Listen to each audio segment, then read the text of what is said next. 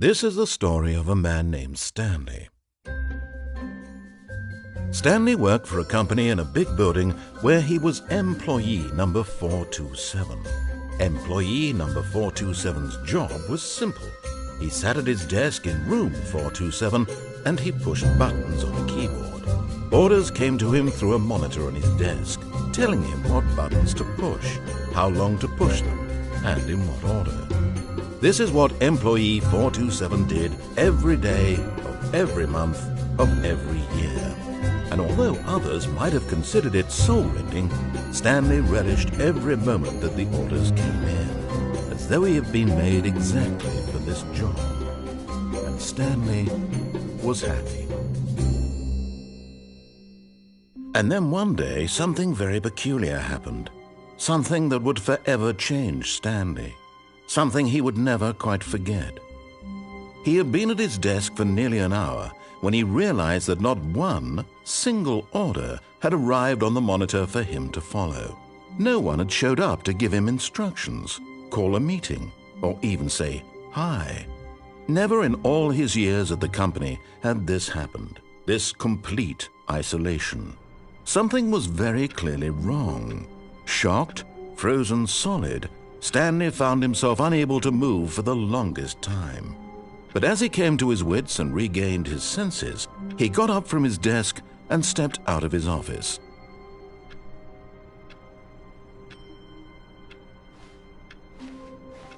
All of his co-workers were gone.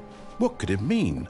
Stanley decided to go to the meeting room. Perhaps he had simply missed a memo.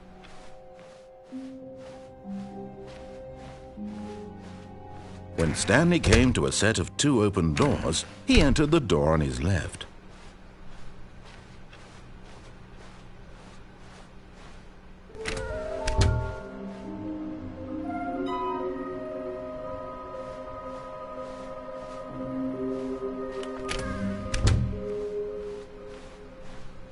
Coming to a staircase, Stanley walked upstairs to his boss's office.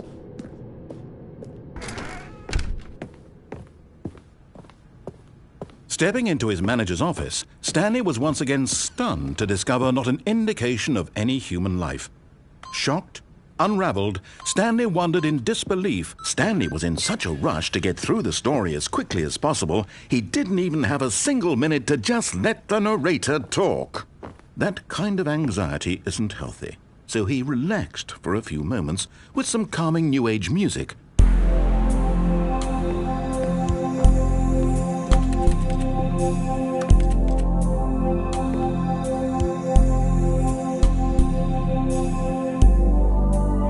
Feeling soothed and rejuvenated, Stanley calmly walked forward into the opened passageway.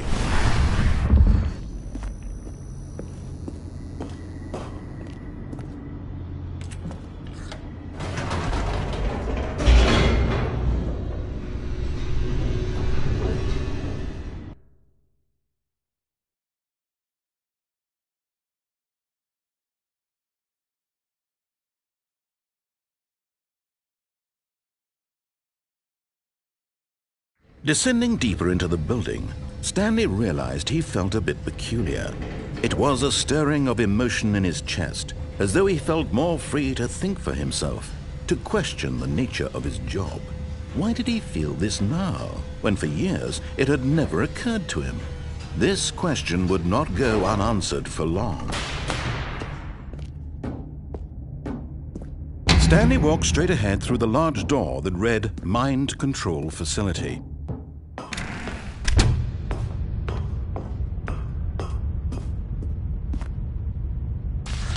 The lights rose on an enormous room packed with television screens. What horrible secret did this place hold? Stanley thought to himself. Did he have the strength to find out?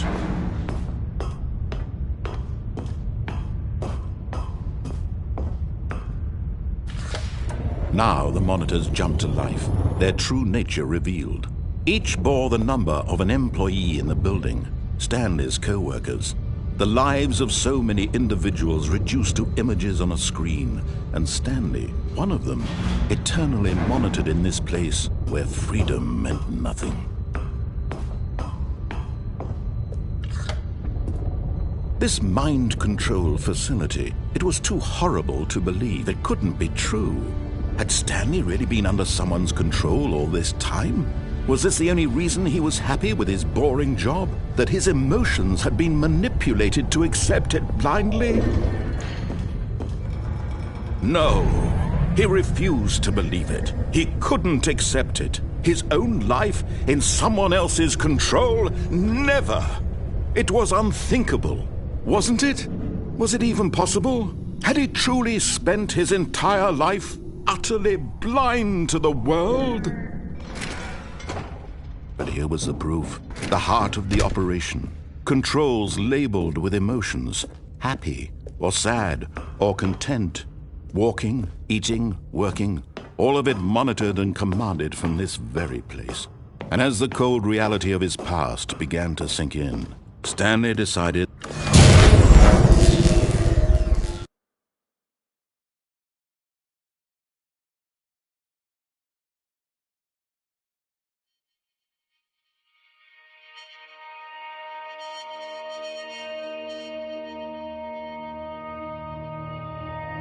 blackness, and a rising chill of uncertainty.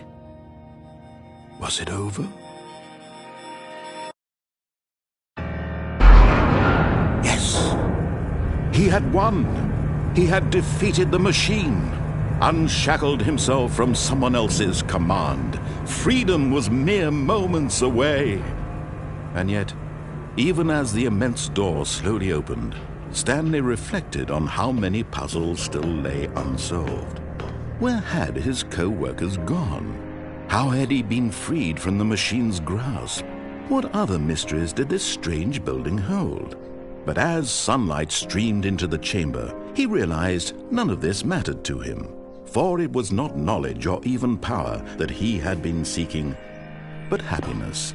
Perhaps his goal had not been to understand, but to let go.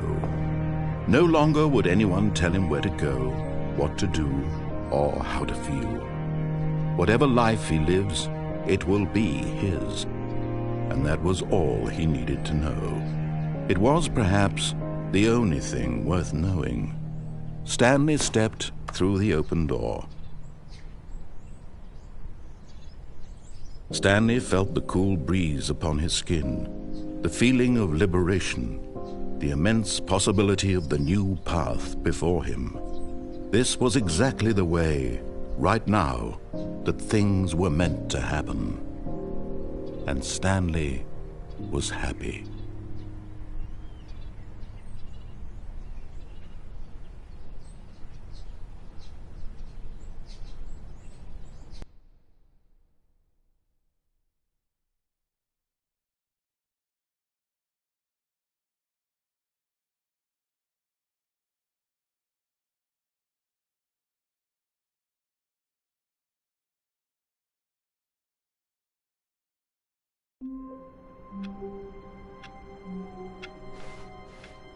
All of his co-workers were gone. What could it mean? Stanley decided to go to the meeting room. Perhaps he had simply missed a memo. The good old bucket. Just Stanley and the bucket, off on another thrilling adventure together. Stanley clutched the bucket tightly to his... This was not the correct way to the meeting room, but Stanley had felt the bucket calling to him, telling him that the employee lounge was simply the place to be. And here it was. Had the bucket turned out to be correct? No, never mind. The bucket was wrong. Stanley took the door on his left to go back to the meeting room. No, said the bucket. don't go to the meeting room. Go somewhere else. The cargo lift, yes. Go. Good, said the bucket. Now ride the lift all the way to the top. There's something up there I need you to do. Stanley did not question why or how this bucket was speaking to him. It should have alarmed him, of course, because buckets can't talk. But Stanley chose not to think about this obvious fact. He was firmly convinced that the bucket had spoken to him, and he unthinkingly did whatever the bucket asked.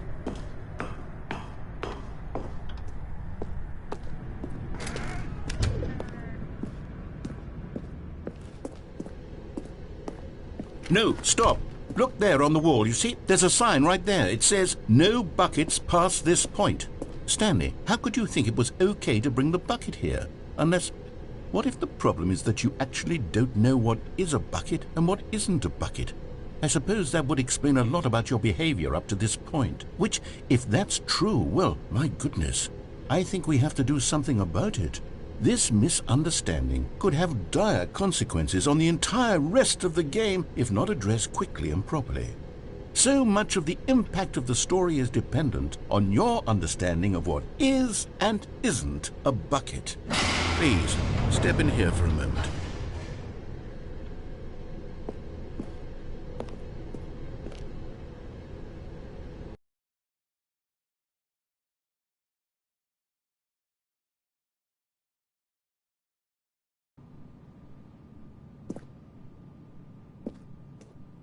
Now then, I'm going to run you through some test scenarios, and you'll tell me whether or not the thing I'm showing you is a bucket. Simple enough, right? This should tell us everything we'll ever need to know about what is or is not a bucket. Okay, let's begin. Item 1. Is this a bucket? Correct. It is a hologram of a bucket, not an actual bucket.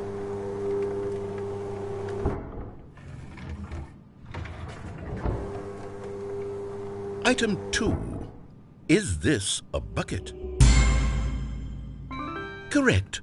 It is a 3D printed recreation of a bucket, not an actual bucket.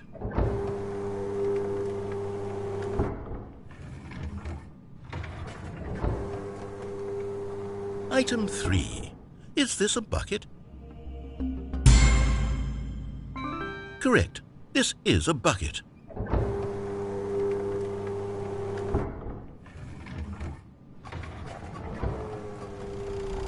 Item 4. Is this a bucket? Correct. This is a tractor and not a bucket.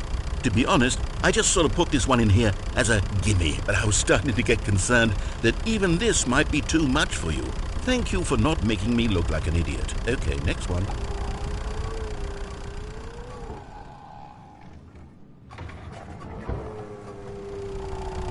Is this a bucket? Correct. This is a bucket.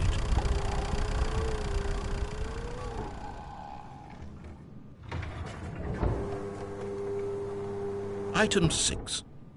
Is this a bucket? Trick question. Both. Gotcha.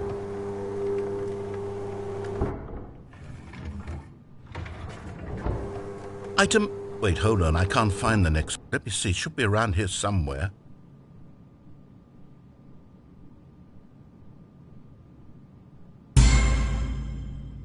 Yes. Thank you. There's nothing here. Of course it isn't a bucket. We both know full well that nothing isn't a bucket. Wait, when I say nothing isn't a bucket, that makes it sound like I'm saying everything is a bucket, which of course is not true. Unless... Is that what you think? Answer me straight, Stanley. Are you trying to tell me that you believe everything is a bucket?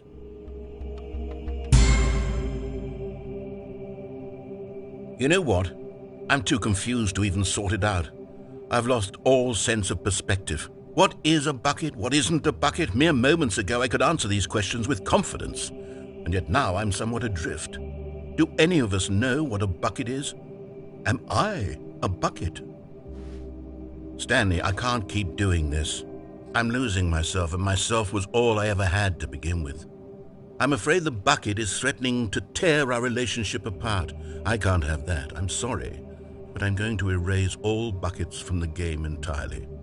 Okay, here we go.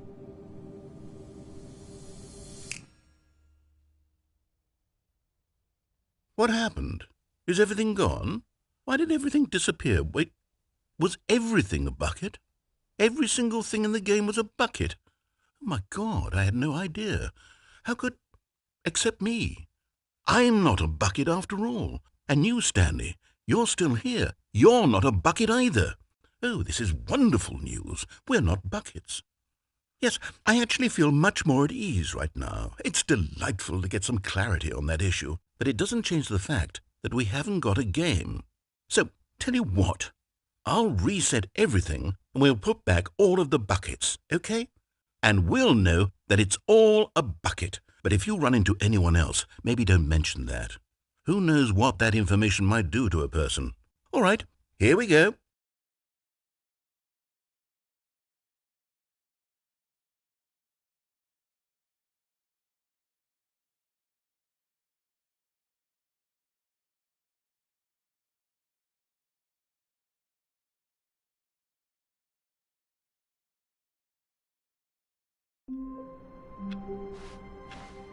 All of his co-workers were gone. What could it mean?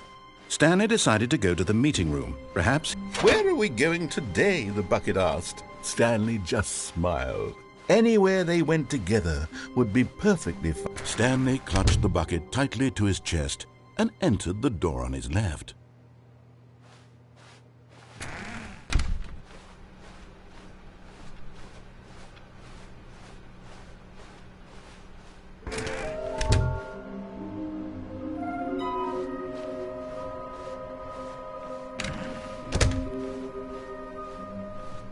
Coming to a staircase, Stanley and the bucket walked upstairs to the boss's office.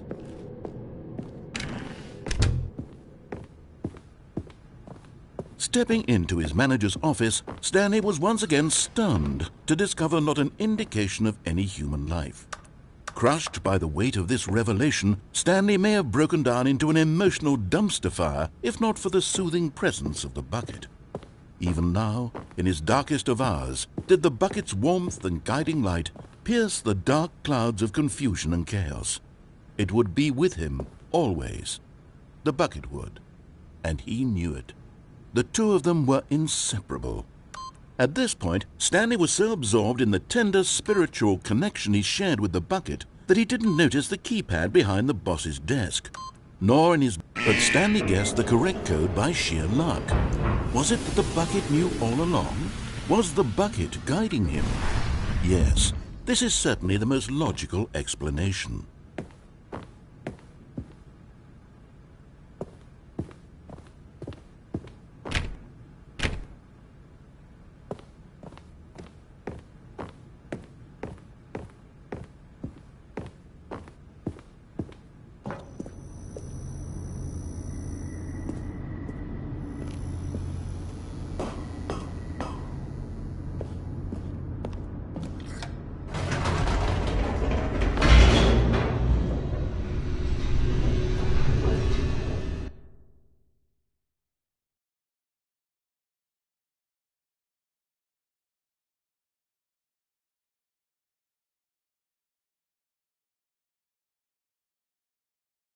The elevator raced downward, plummeting towards an unknown fate.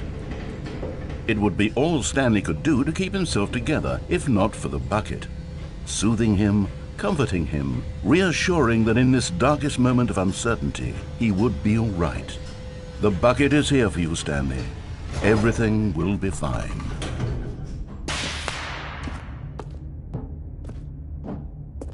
Stanley and the bucket walked straight ahead through the large door that read, Mind Control Facility.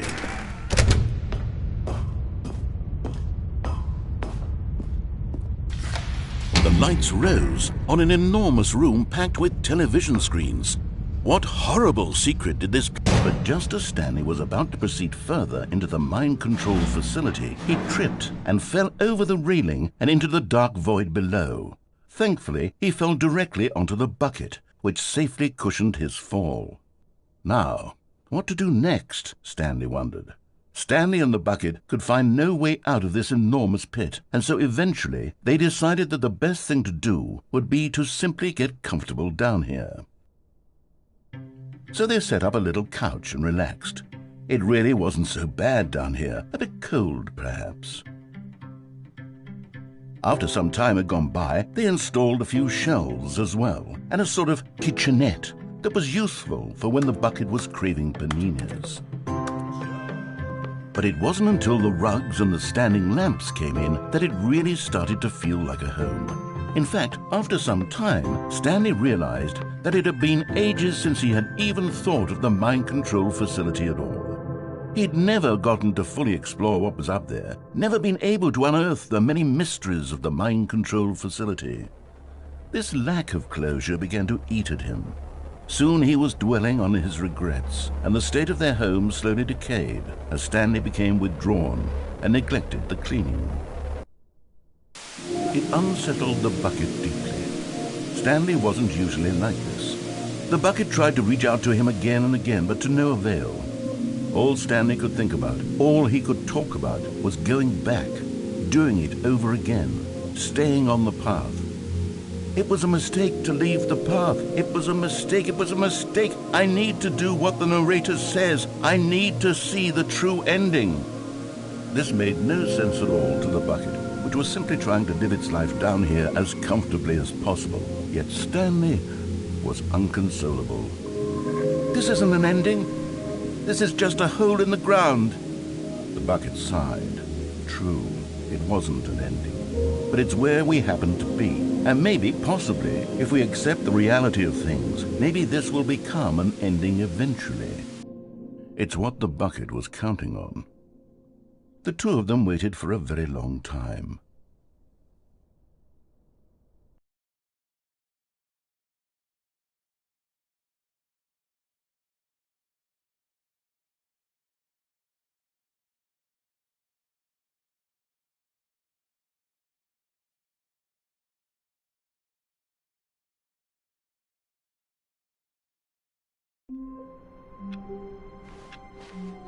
All of his co-workers were gone. What could it mean?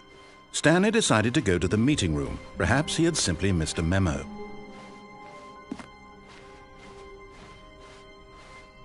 When Stanley came to a set of 2 open doors, this was not the correct way to the meeting room, and Stanley knew it perfectly well.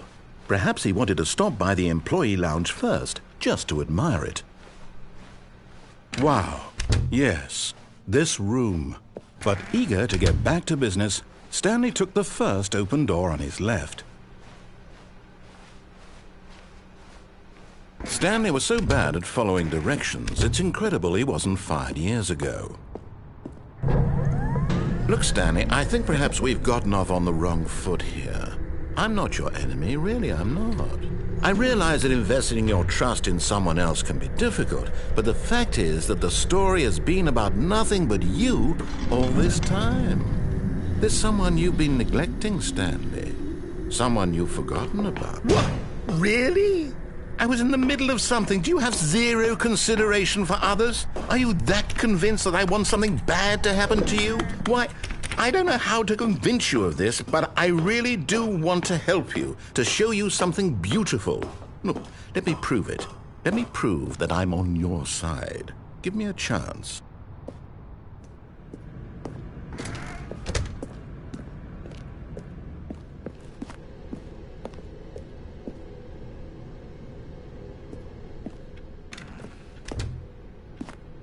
Now listen carefully, this is important.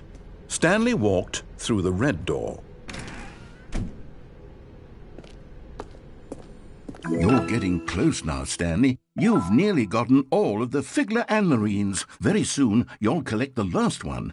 And then the first number will equal the second number, and that will be it. We'll be different people by then. Different in the sense that we used to have none of them. And now we have them all. You can't go back to when you had no Figler anlarines. None of us can.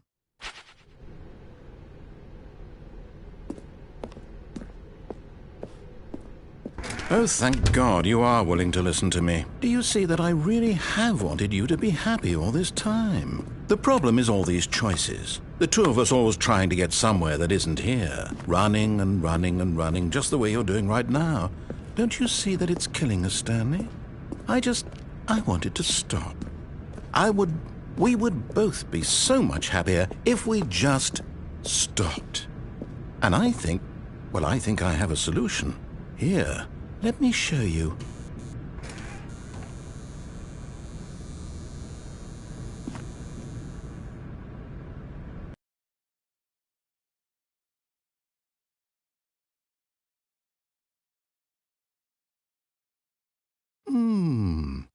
What do we want? What are we looking for?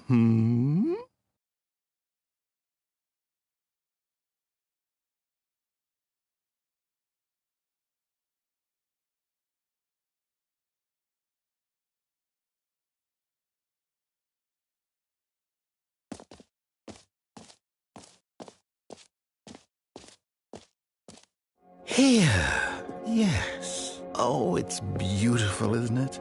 If we just stay right here, right in this moment with this place, Stanley, I think I feel happy. I actually feel happy.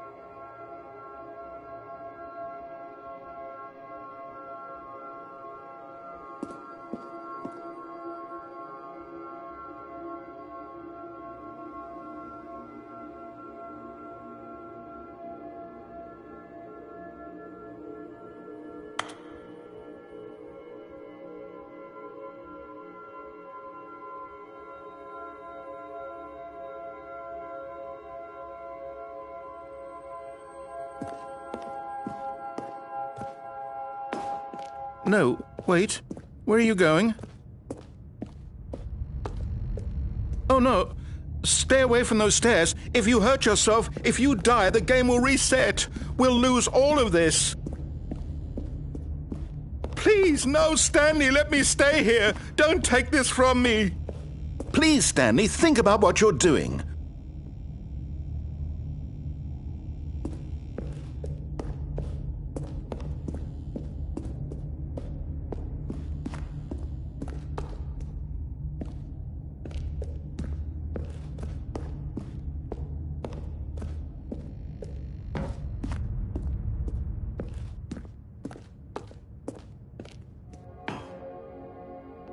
Good, good. We can't be too safe. Promise me you won't go back there. Just stay here.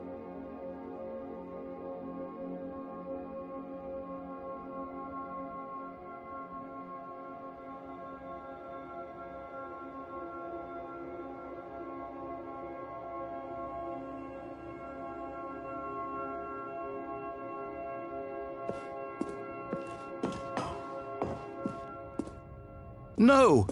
What did we talk about? You're risking everything we achieved here.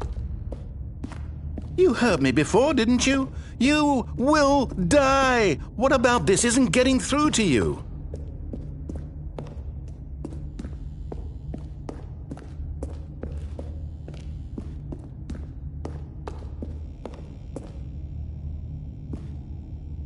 No! Oh, thank God. You lived. You had me worried there for a moment. Now, can we please get back to the other room?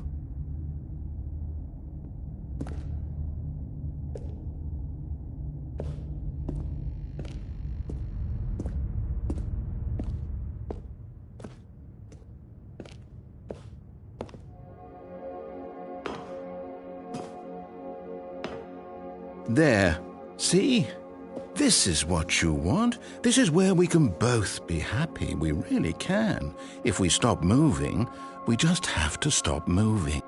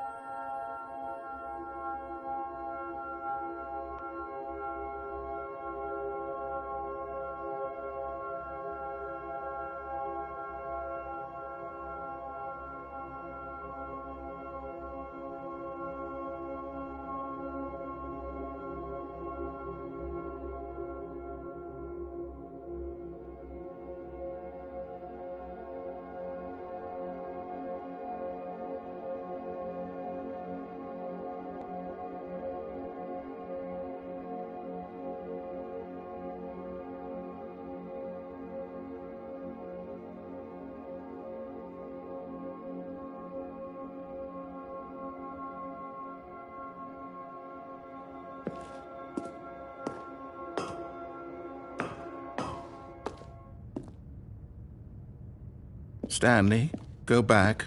There's nothing good that can come from this.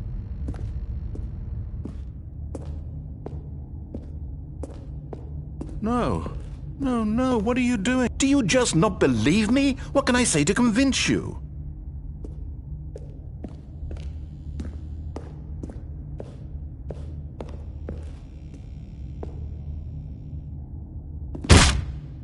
Stanley, let's go back to the other room. Can you do that for me? My God, is this really how much you dislike my game? That you'll throw yourself from this platform over and over to be rid of it? You are literally willing to kill yourself to keep me from being happy.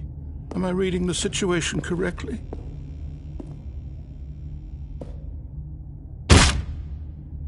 Or maybe you're just getting a kick out of it. I don't know anymore. I just wanted us to get along.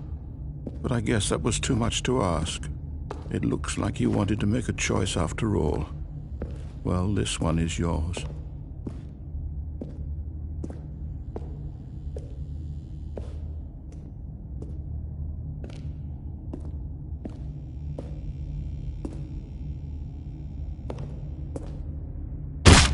Is it over? It's going to restart, isn't it? I'm going back.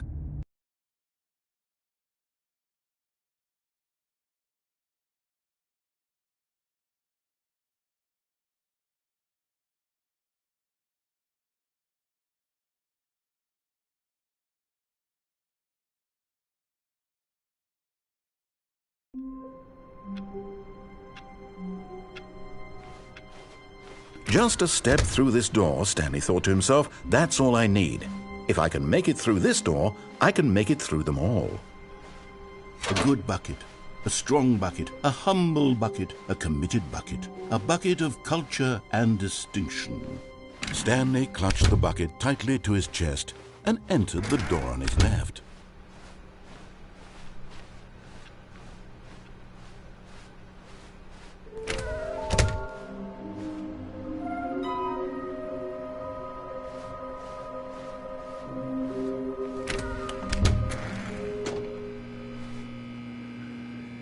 All right, I've got a second sticker back here, and I'm going to slap it on as well because I think it's appropriate. You see, I feel that it works because the sticker is also a bucket. That way, if you're ever unsure whether the thing you're holding is a bucket or not, you can look down at this sticker and say to you... Coming to a staircase, Stanley and the bucket walked upstairs to the boss's office.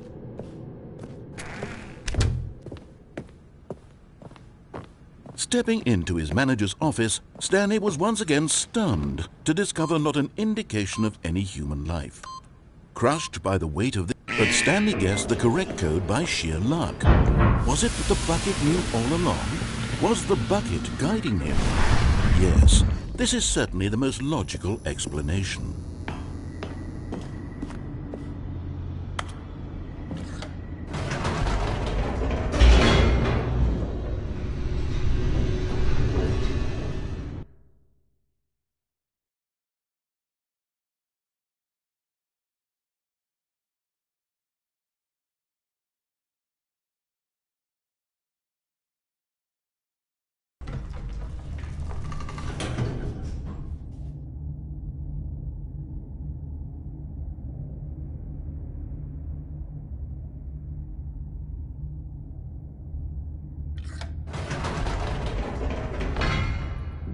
Wait, Stanley said to the bucket. Can we go back up?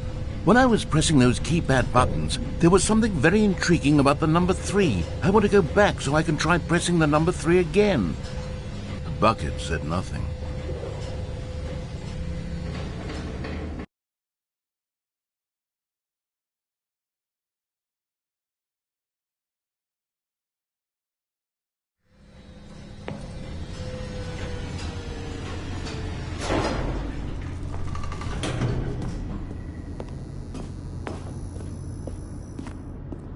Here we are, said Stanley. Now I'm going to try out that number 3 button. He took the bucket over to the keypad and began absolutely... Wow, he said. The number 3 is such a special button. I'm having the time of my life. Stanley looked expectantly at the bucket, but the bucket remained silent. This was a shock to Stanley, who had always felt such a connection with the bucket. After taking some time to show the bucket around the boss's office, Stanley at last went to the keypad, where he began eagerly pressing the number 3 again and again.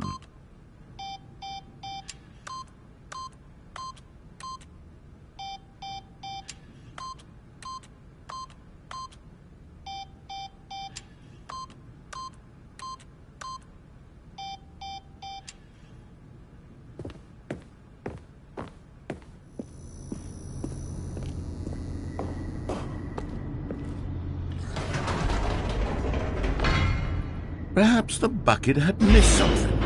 Perhaps it had not seen how much joy Stanley got from slamming the number 3 repeatedly.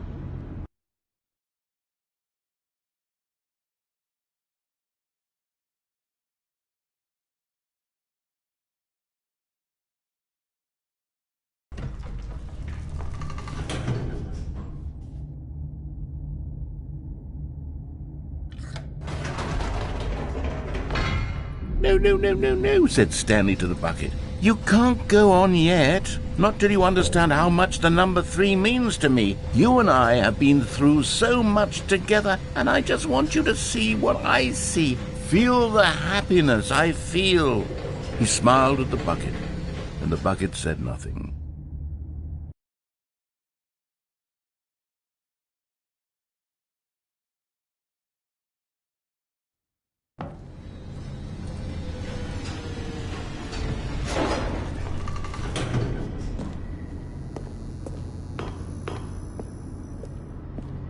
Here we go, said Stanley. This time I'll really show you. He ran to the number 3 and began to wail on it like a musician on a beloved instrument, weaving a concerto of truth and passion. He wielded the number 3 like a fine artist would wield a paintbrush. He told stories through the number 3, stories of his dreams and hopes and fears, and the whole time he looked to his bucket for a reaction of some kind. Anything to let him know that the bucket appreciated what he was doing. The bucket conveyed absolutely nothing at all, only silence. Crushed by a wave of dejection, Stanley returned to the elevator.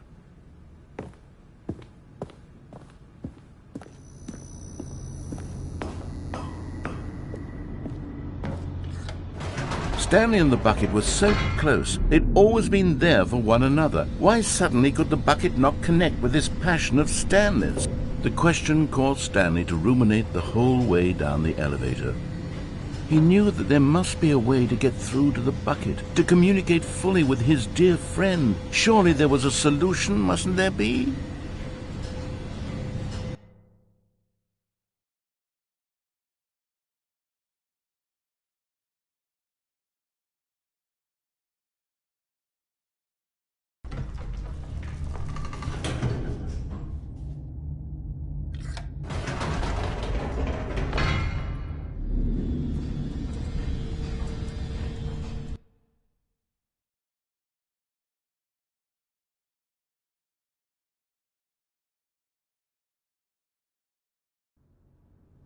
"Ah," said Stanley. "I know what to do. I know how to fully express this feeling in my heart." He decided right then and there that he would hold a press conference where he would speak to the public on all matters relating to pressing the number 3 over and over. He would elaborate fully on what the number 3 meant to him and why he felt so alive when pressing it. Then the bucket would be able to see his joy through the eyes of others. It would get to see the world react to this discovery of Stanley's. And it would be through the public eye that the bucket would finally understand Stanley's work.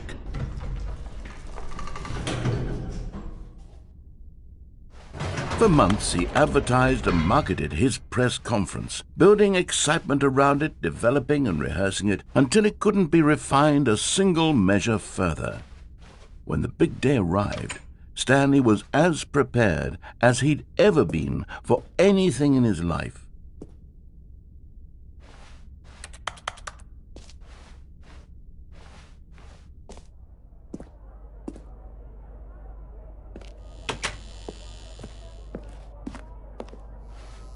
This was it.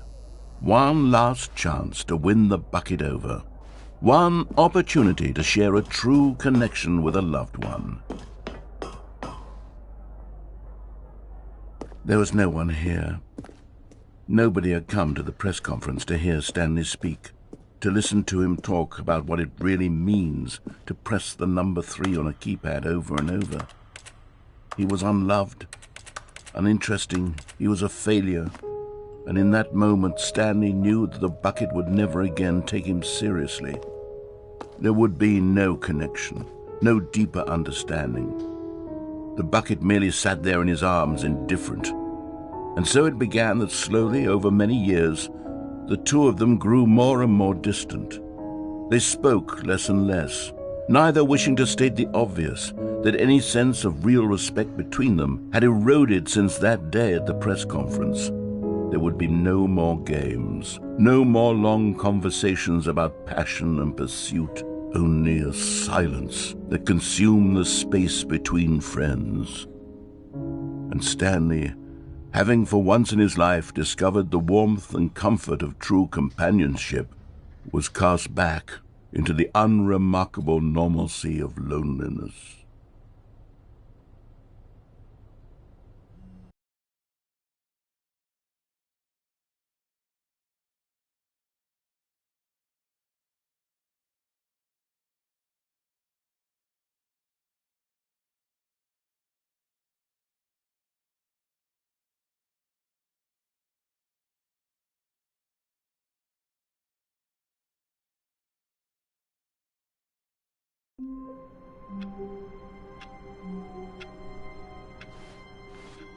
All of his co-workers were gone.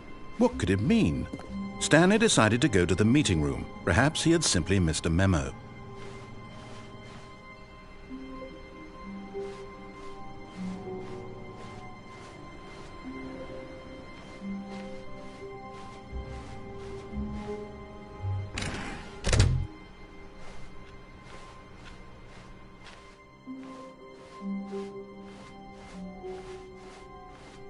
When Stanley came to a set of 2 open doors, he entered the door on his left.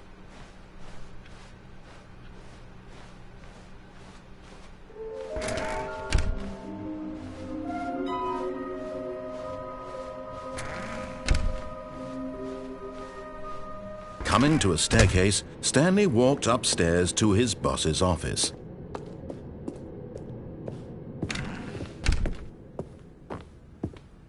Okay, I think we all know the drill by now. Blah, blah, blah. Dark secrets, the keypad, Stanley pushes some buttons. Oh, hey, look, it's a new passageway.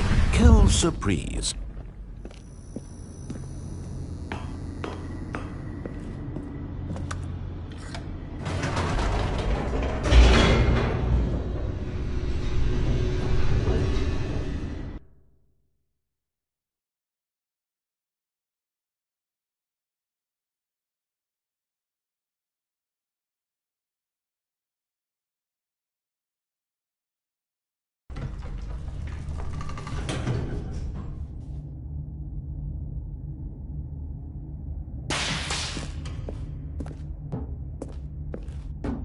Stanley walked straight ahead through the large door that read Mind Control Facility.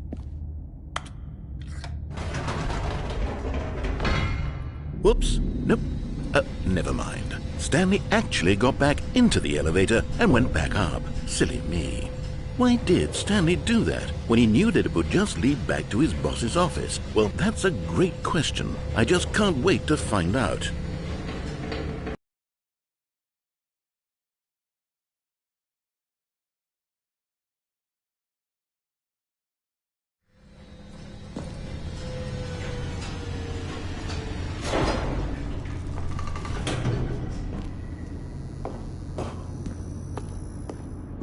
Here we are, Stanley. It's your boss's office. Exactly the way it was before you got onto the elevator. It's still just exactly what it is. What a decision you've made to come up here and look at the office again. This has fleshed out the plot of the story in new and fascinating ways I could have never anticipated. It's that keen eye for storytelling that you have, an incisive rapid fire of critical plot points, one after the other, weaving a rich tapestry of uncompromising narrative. Wow! I'm bolted to the edge of my seat. Incredible. Now he's getting back into the elevator and going down again. Ladies and gentlemen, how does he keep coming up with all of this?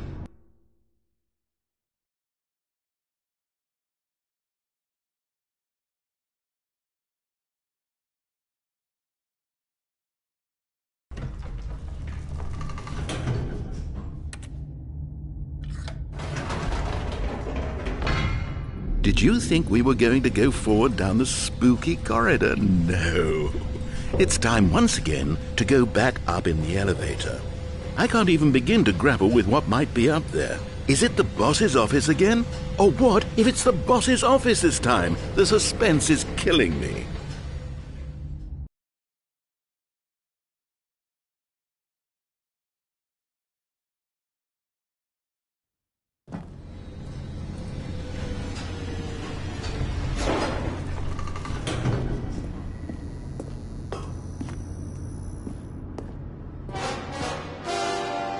Oh my God, it's the boss's office. This absolutely changes everything for me. Give me a time out here for a minute while I process this.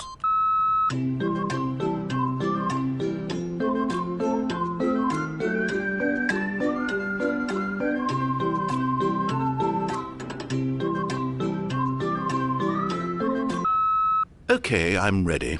I'm prepared to embrace this stunning revelation and to move forward with... No, wait.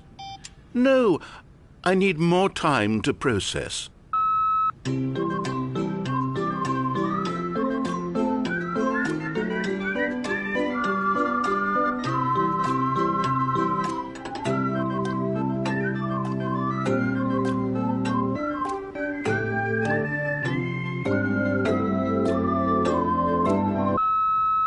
All right, I have fully come to terms with it. I have made space in my worldview for this astonishing new reality. As before, I turn to your expert eye for gripping narrative, Master Stanley.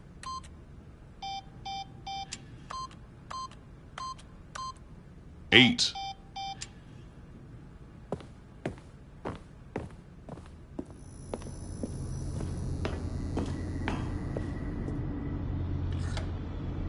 Of course.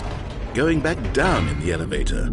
How did I not anticipate it? I mean, sure, now it's obvious, but you have to understand that 30 seconds ago, this kind of thing had never been attempted before. I had no frame of reference to even anticipate it.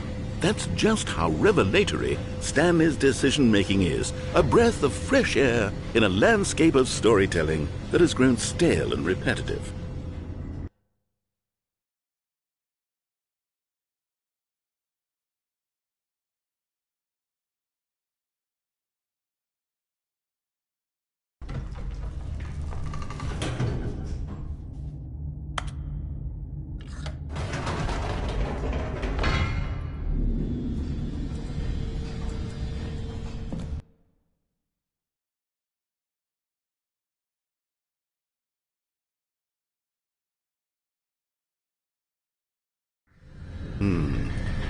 You know what? I've just thought of something. Hold on, let's stop for a moment. Don't you realize? It's the anticipation, Stanley. You and I, we have no way of knowing what will be at the top of this elevator. But the suspense, the agony of waiting and anticipating and having to guess, that's the real thrill. Oh, I simply don't want to let that feeling go. It's so precious, so fleeting. Why don't we take this elevator ride nice and slow? There we go. Isn't this so much more exciting? You know, Stanley, it seems like nowadays the only thing that audiences want is to be shocked as loudly and frequently as possible. They want big, explosive moments flung right in their faces from the very moment that things get started. But where's the tension? Where's the trust in the audience to build a slow and nuanced appreciation for the story, the characters? Why aren't we given time to imagine the surprises, to have to think and to anticipate, and then to marvel at the eventual reveal? This is storytelling, Stanley. What you and I are doing right now. This is the most exciting narrative to be developed in years, and it's really all because of you. You're the one who took this bold step of revisiting the exact same locations over and over. Truly, I mean it. This is unique and different. It's not like anything else out there. You see, I want stories that surprise me, Stanley. I want to have to think. I want to be engaged and not pandered to. We're being fed such unimaginative drivel all the time, and we all know it, which is why we're so starved for content that makes us feel sharp and vital and alive. That's why people like you so much, Stanley, because you're not afraid to spit in the face of tradition. You're a role model, you know? People look up to you. Which is why, oh, I didn't know when to spring this on you, but, well, I've gathered a little press conference for you, so that you can talk about your work and your storytelling and your life. Yes, I know you're not much for the public eye, but I thought it would especially mean a lot to the people who have been following you from the beginning. They really look up to you, Stanley. I don't know if you realize the impact you have on them. This is the kind of gesture that might leave a tremendous impact on them for the better. Oh, good, we're here. Okay, the room where we're holding the press conference should be just around the corner here somewhere.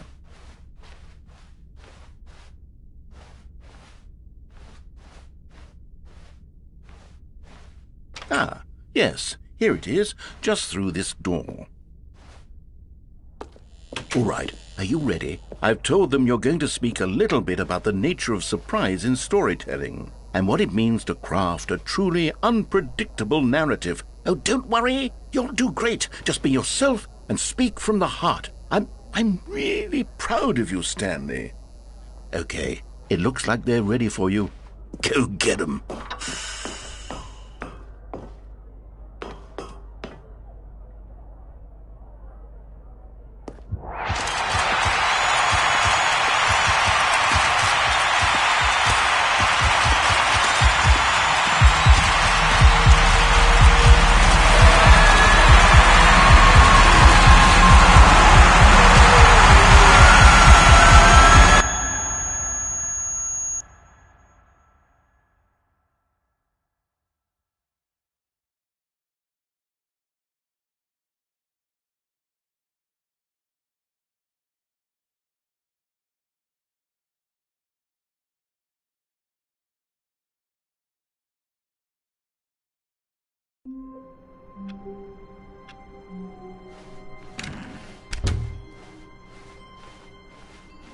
When Stanley came to a set of 2 open doors, he entered the door on his left. This was not the correct way to the meeting room, and Stanley knew it perfectly well. Perhaps he wanted to stop by the employee lounge first, just to admire it. The lounge was sublime, a work of art. But eager to get back to business, Stanley took the first open door on his left. Stanley was so bad at following directions, it's incredible he wasn't fired years ago. Look, Stanley, I think perhaps we've gotten off on the wrong foot here. I'm not your enemy, really, I'm not. I realize that investing your trust in someone else can be difficult, but the fact is that the story has been about nothing but you all this time. There's someone you've been neglecting, Stanley. Someone you've... What? Really? I was in the middle of something. Do you have zero consideration for others? Are you that convinced that I want something bad to happen to you? Why, I don't know how to convince you of this, but I really do want to help you, to show you something beautiful. Look, let me prove it. Let me prove that I'm on your side. Give me a chance. Now listen carefully, this is important. Stanley walked through the red door.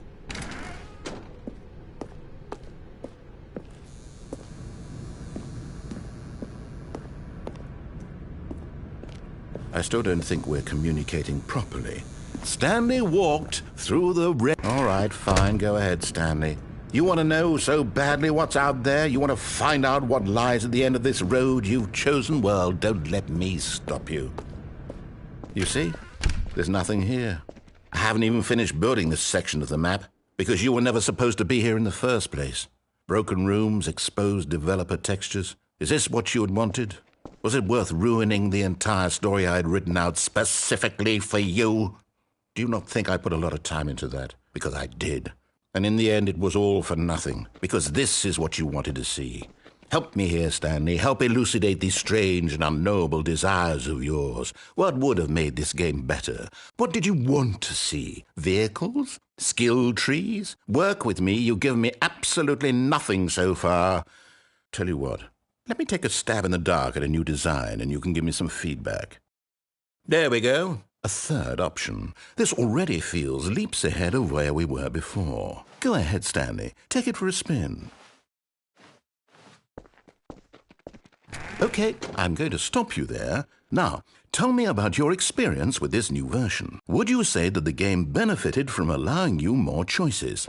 Feel free to be honest. I'm looking for some real critical feedback here. Oh, of course. A 3. Really? Maybe next time we can get you to form an actual opinion, you know? Any level of critical thinking or engagement with your surroundings? Does that sound good? Think we can do that? Yes? Wonderful. Here, based on the data from your previous playthrough, I've compiled a new version. And to be perfectly candid, I think I've knocked it out of the park with this one. Let's take a look.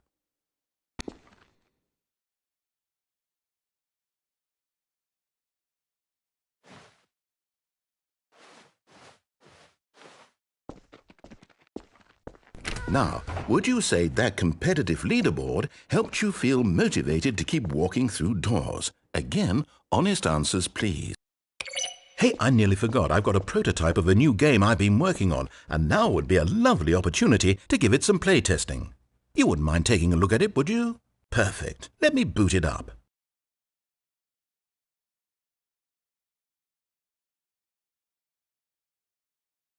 In this game, the baby crawls left towards danger.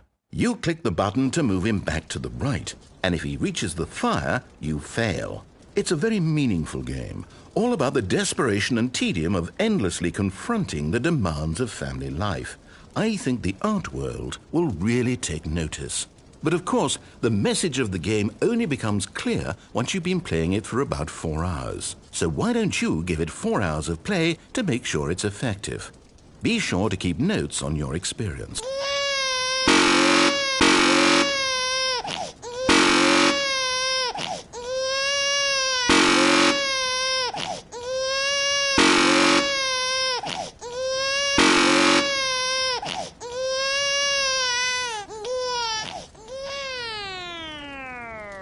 You heartless bastard. Did you do it because you hate babies or purely to spite me?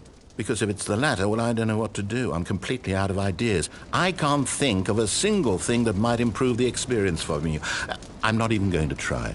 I'm out, I'm done. It's over. Thank you for playing. Your input was extremely valuable. Oh, hey, since my game was so awful, why don't we play someone else's game, just to ease the pain? Let's see. What do we have here? Yes. This seems like it'll work. Let's give it a shot.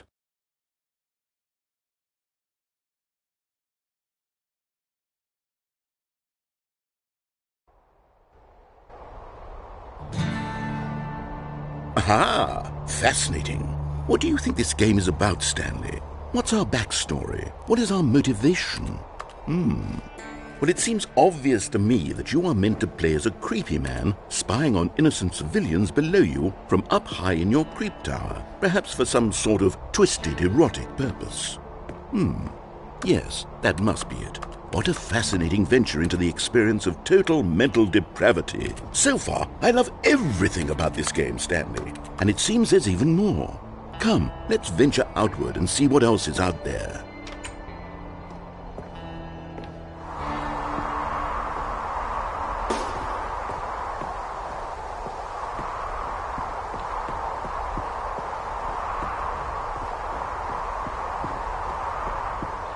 Oh, no. No, it can't be.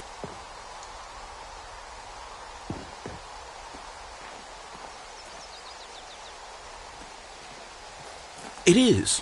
It's an open world game. Good God, quickly, block it off.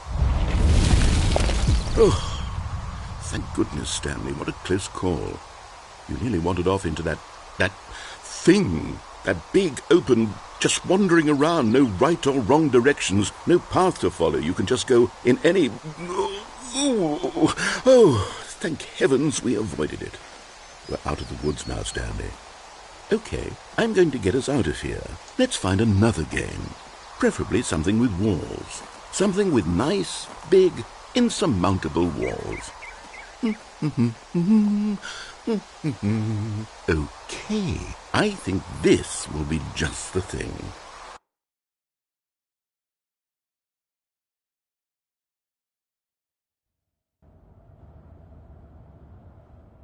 Wonderful. See, this is exactly what I had in mind. Just a nice big box for you to run around in. There isn't any possibility that you could get lost here. Now this is game design. Stanley, if you manage to get lost in this game, I will be phenomenally impressed. Okay, so what exactly do we do here? Let's see. There are lots of cars here in the back, but obviously there's no racetrack. Okay, I'm seeing that there's a ball of some kind back here. Is this game sports ball? Stanley, I think it's sports ball. Oh, what fun. We shall run the bases and do a touchdown together? Yes, I think surely we must. Okay, Stanley, here's the ball. Have fun.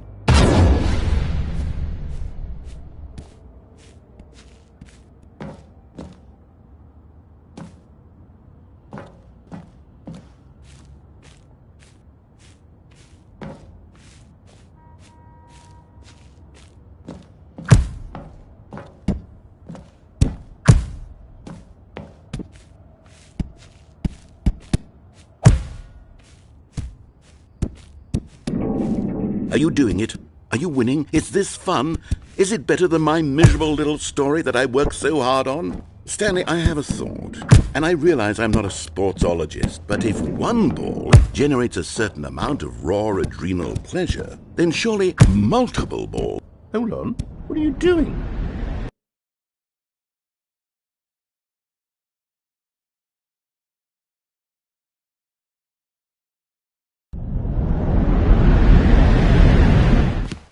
Stanley, don't do that. I can't follow you there. I can't help you. How will you write a story without me? You can't do it. You know that. Stanley, come back.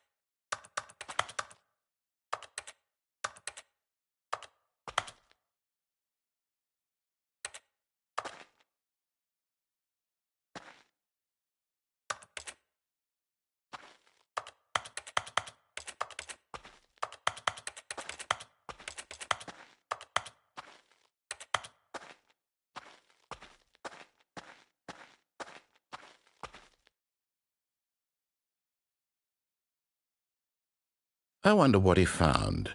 If what he wanted was to be the leading man in his own story, well, perhaps he's gotten it, down in wherever he is right now. I wonder if he's happy with his choice, and if he's learned the heavy cost that comes with it. He'll understand soon what I was trying to tell him. He needs me. Someone who will wrap everything up at the end, to make sense out of the chaos and the fear and the confusion. That's who I am. That is what I mean to this world. Oh, yes. Yes, I'll be back. There's no other way. Once this ends, after it all comes to a close, then I'll be back. The end will be here soon. Very soon. I can wait.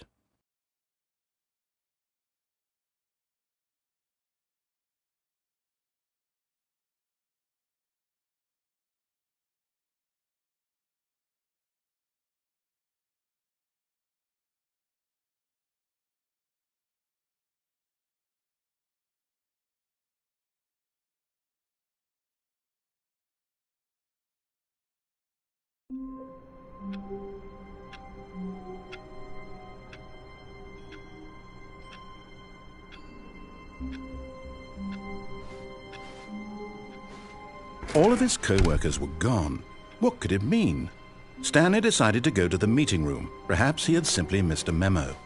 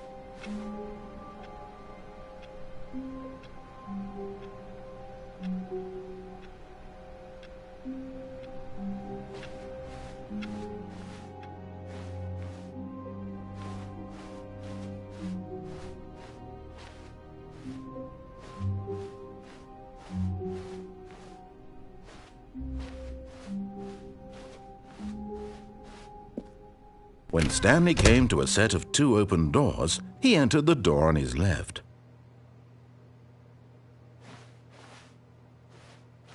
This was not the correct way to the meeting room, and Stanley knew it perfectly well.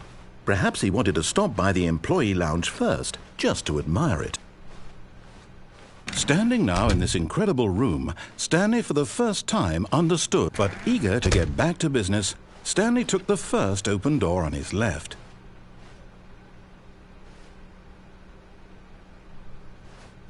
And so he detoured through the maintenance section, walked straight ahead to the opposite door, and got back on track.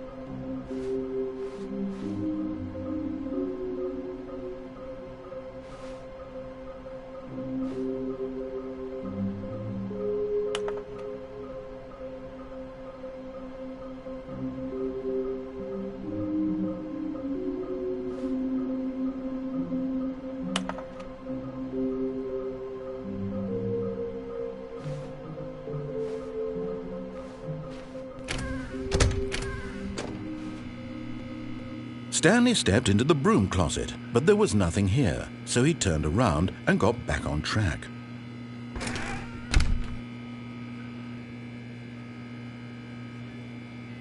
There was nothing here. No choice to make, no path to follow, just an empty broom closet. No reason to still be here.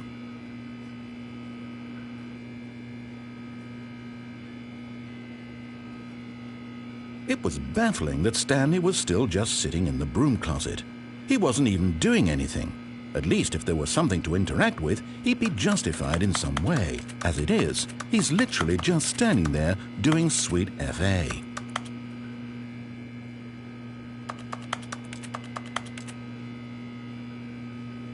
Are you really still in the broom closet? Standing around doing nothing? Why? Please offer me some explanation here. I'm genuinely confused.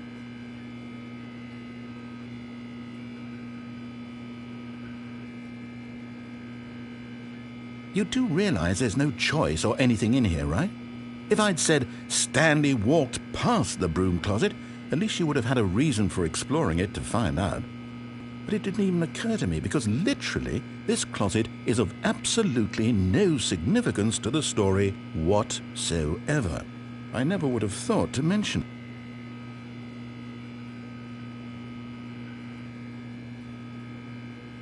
Maybe to you this is somehow its own branching path. Maybe when you go talk about this with your friends you'll say, Oh, did you get the broom closet ending? The broom closet ending was my favourite. I hope your friends find this concerning.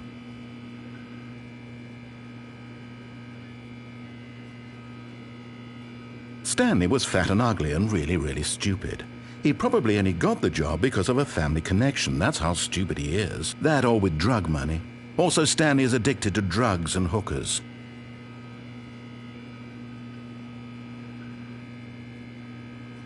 Well, I've come to a very definite conclusion about what's going on right now. You're dead.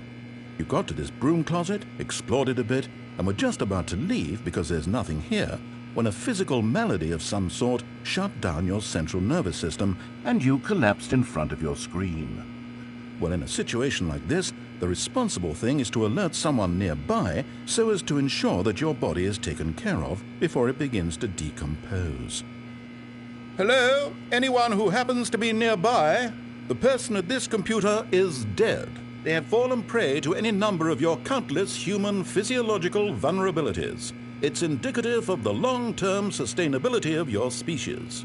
Please remove their corpse from the area and instruct another human to take their place, making sure they understand basic first-person video game mechanics and filling them in on the history of narrative tropes in video gaming, so that the irony and insightful commentary of this game is not lost on them. All right, when you've done that, just step out into the hallway.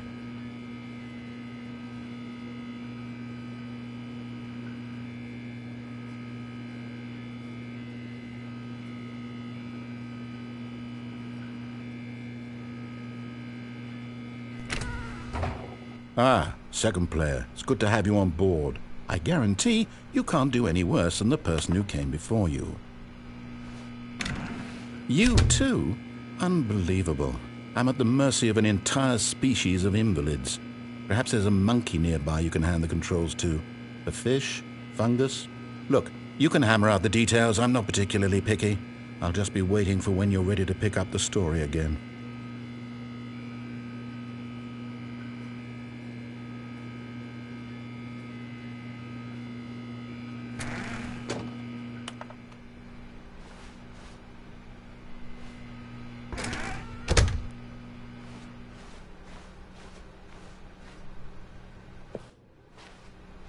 Coming to a staircase, Stanley walked upstairs to his boss's office.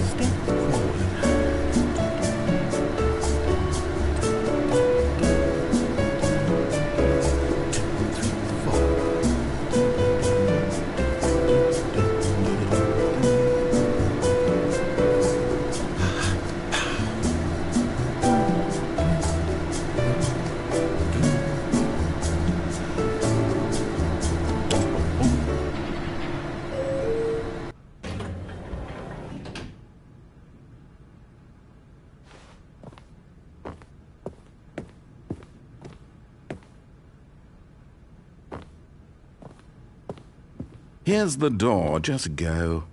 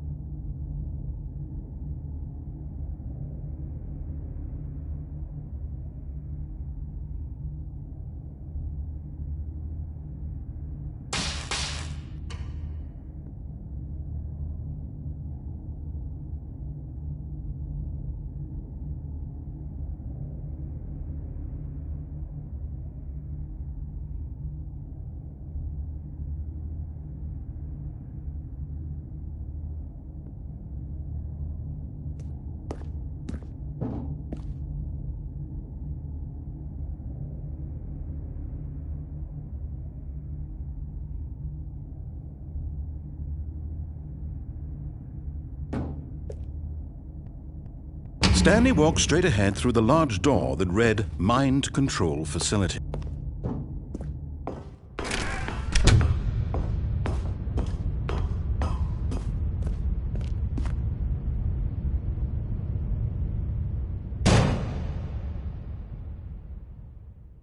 Aha! You've made it to the bottom of the Mind Control Facility. Welcome! You see, back when the Stanley Parable first launched in 2013, getting to the bottom of the Mind Control Facility was a bug that we simply didn't catch during development.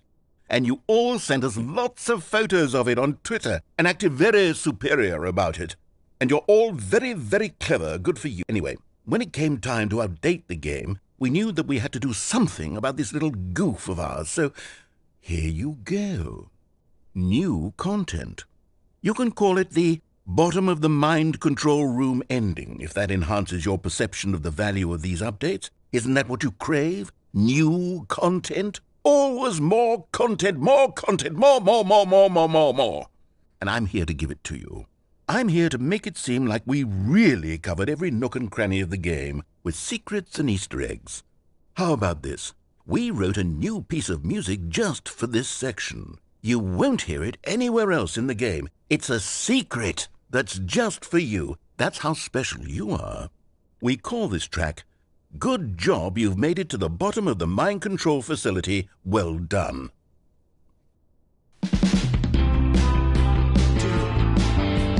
Good job, you did it.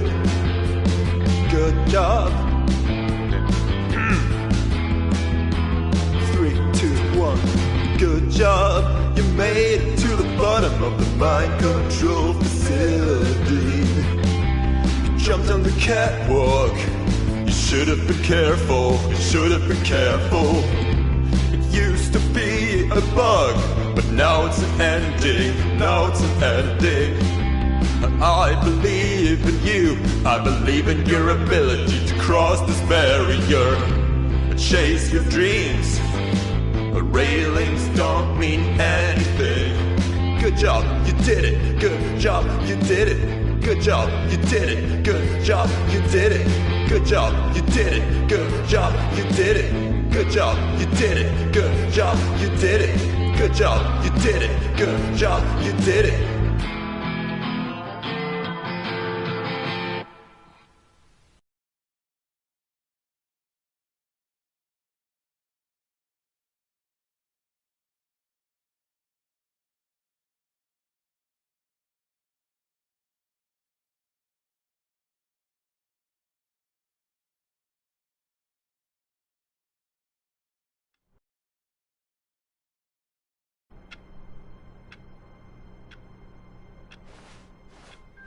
All of his co-workers were gone. What could it mean? Stanley decided to go to the meeting room. Perhaps he had simply missed a memo.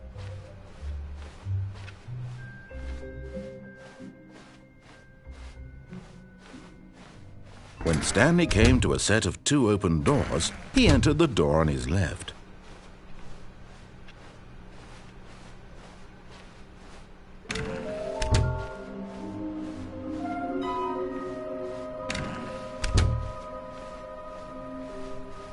Coming to a staircase, Stanley walked upstairs to his boss's office.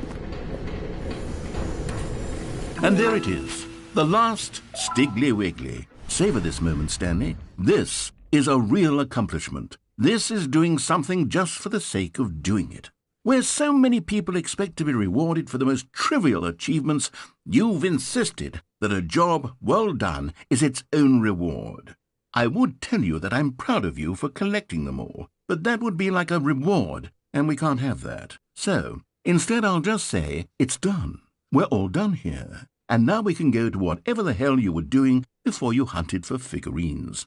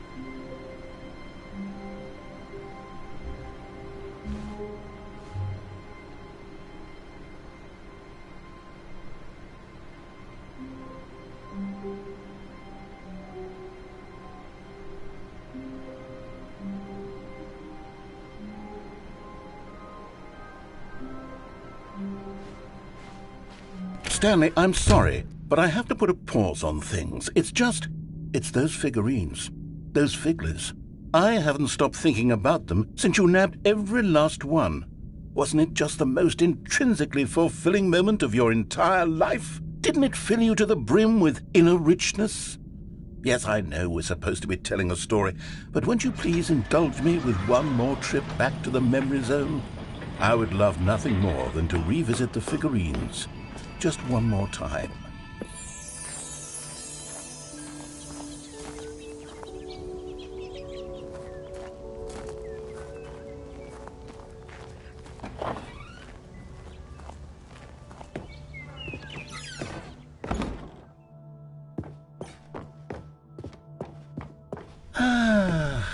Here's where it all began.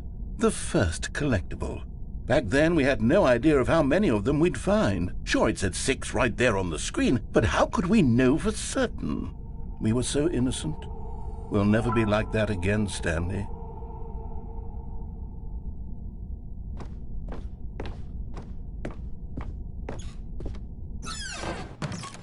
And here was a second Stanlerine.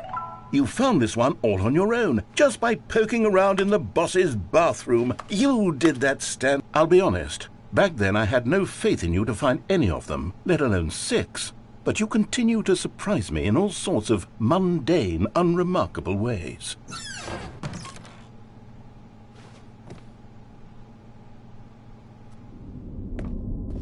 Okay, let's do a little quiz. Which of these rooms was the room you found your third mini Stan? Can you remember?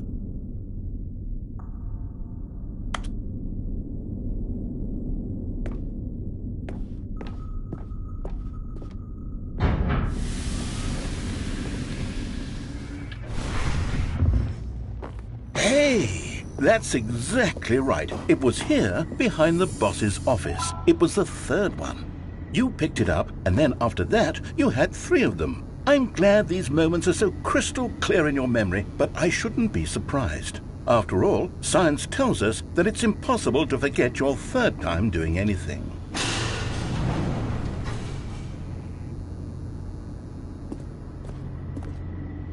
Let's see, what came next? Oh yes, we found a Figley in this pink room. Oh, well, I can't actually say I remember being in this room, but it's here in the memory zone, so it must have happened.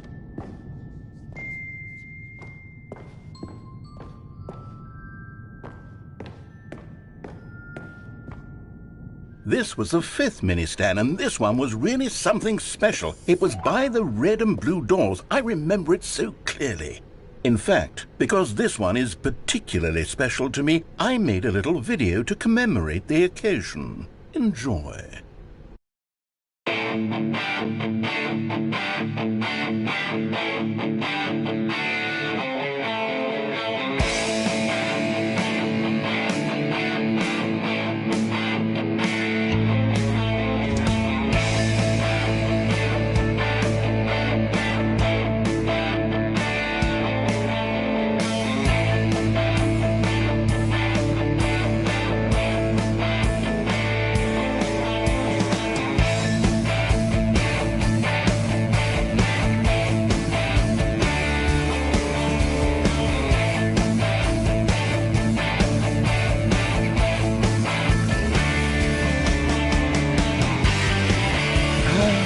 Takes you back, doesn't it? I spent a lot of time making that video, but it was 8 minutes I wouldn't have spent on anything else.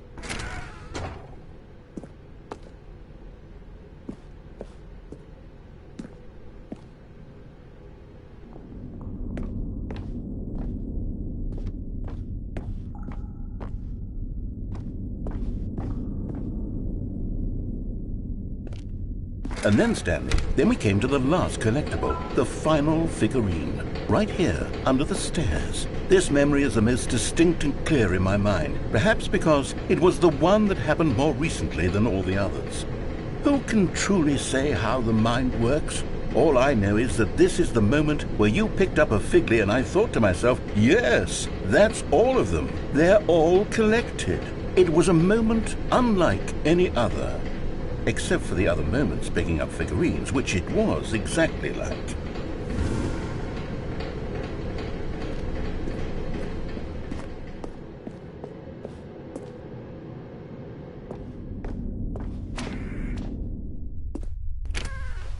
And then there was no more, because we've caught up to the present moment. Nothing left to do but move onward into the future. Goodbye, Memory Zone.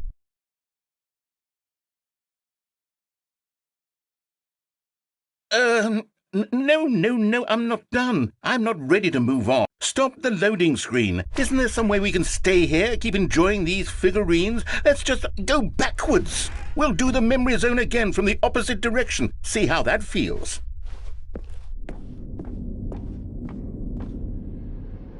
Okay, yes, that spot under the stairs. I remember this. I must say, of all the figurines we looked at in our initial tour of the memory zone, this one is the most distinct and clear in my mind. Let's keep going. I want more.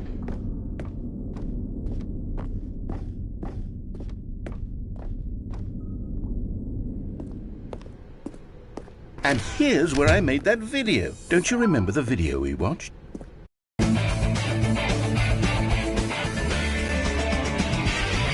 Yes, I love that video.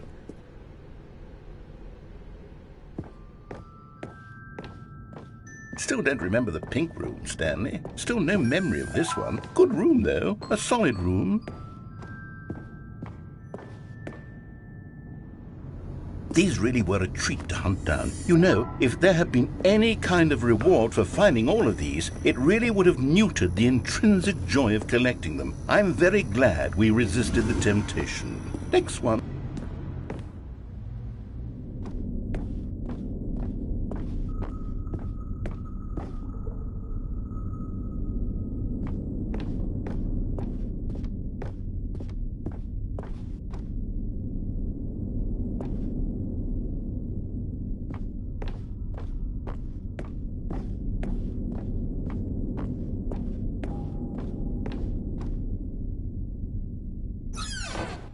This was our second Figley. Don't you remember? Yes, I remember it too.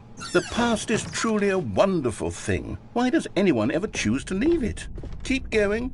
This is it. The very first one we found in the exhibit where I introduced you to the figurines. Oh, I want more memories. What else is there? What came before this?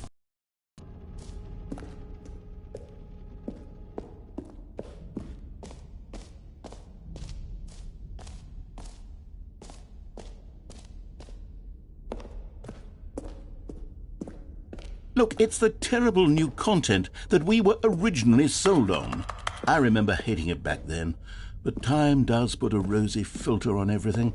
In fact, I dare say I'm actually quite fond of it now. Look how much fun the past is. I want more memories. Oh, yes, the two doors. Who could have forgotten that? A classic memory, this one.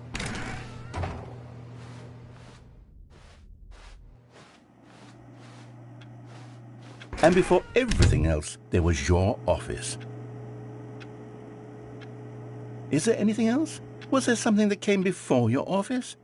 There's something I feel I can remember. I can remember. Yes, I'm remembering something now. I remember before this whole story got started. Back then I was different. I used to make big decisions. I was passionate. I was skeptical. I weighed each decision with profound thoughtfulness. And then somewhere along the way, I stopped making decisions. I became lazy, and I came up with a character named Stanley to do my thinking for me. He would make the decisions. He would decide which way to go. I would cheer him on as he collected figurines for no reason. Why did I invent Stanley? Was I lonely? Yes, perhaps that's it. Perhaps I needed to imagine I had companionship. And Stanley really did make for a wonderful companion, even if he was a fiction. But I suppose it's grown old. I want to think for myself again. I want to go back to how it used to be. Yes, I can be on my own again. I can do it. I'll be stronger this time. I'll take care of myself. I don't need Stanley anymore. Oh, but he truly was so much fun to play with. You know what? Since we're in the memory zone, how about one more good memory? Let's go back just once. Retire him for good. I did enjoy telling his story so very much. Okay, here we go. This is the story of a man named Stanley.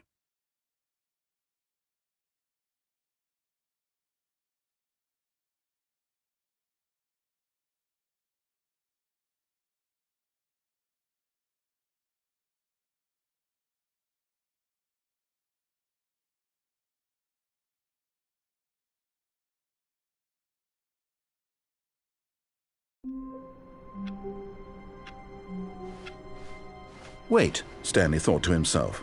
Am I sure that the orders stopped coming in? How is that possible?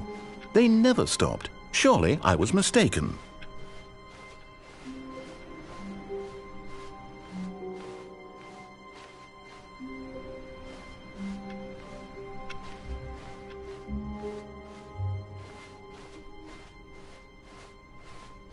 When Stanley came to a set of 2 open doors, he entered the door on his left.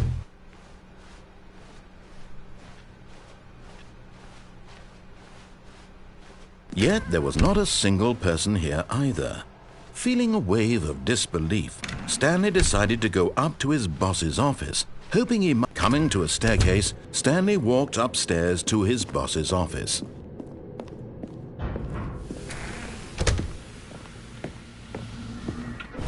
Here's the door, just go.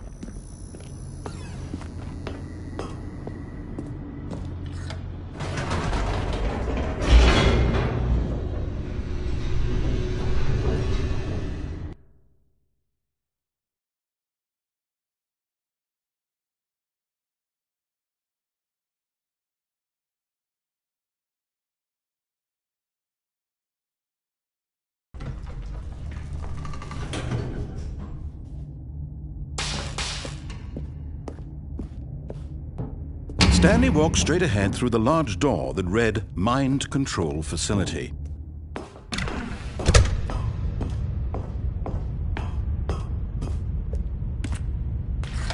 The lights rose on an enormous room packed with television screens.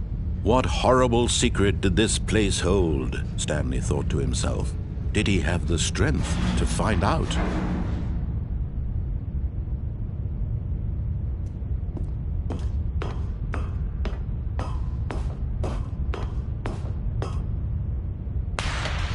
Now the monitors jumped to life, their true nature revealed. Each bore the number of an employee in the building, Stanley's co-workers. The lives of so many individuals reduced to images on a screen, and Stanley, one of them, eternally monitored in this place where freedom meant nothing. This mind control facility, it was too horrible to believe.